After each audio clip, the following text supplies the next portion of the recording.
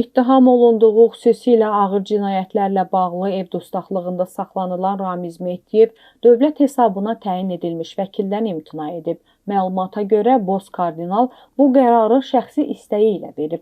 Ramiz Mehdiyev müdafiəsinin özünün seçdiyi vəkillər tərəfindən aparılmasını istəyir. Bu səbəbdən təyinatlı vəkil Zaur Abiyevin xidmətindən imtina edib. Məsələ ilə bağlı müdafiəçinin özü ilə əlaqə saxladıq.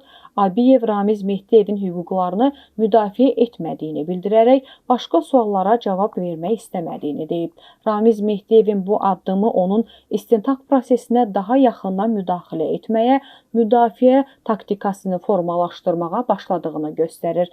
Belə bir müddət əvvəl o ilk addım kimi yeni vəkilləri vasitəsilə apellyasiya şikayətləri vermişdi. Amma Rusiyaya göndərdiyi məktub üzə çıxdıqdan sonra həmin şikayətləri mənasız sayaraq geri çəkib. Qeyd edək ki, Prezident Administrasiyasının və Milli Elmlər Akademiyasının keçmiş rəhbəri Ramiz Mehdiyev dövlətə xəyanət, hakimiyyəti zorla ələ keçirməyə cəhd və cinayət yolu ilə əldə edilmiş əmlakı leqallaşdırma ittihamları ilə məsuliyyətə cəlb olunub. Onun barəsində ev dustaqlığı qəti imkan tədbiri seçilib.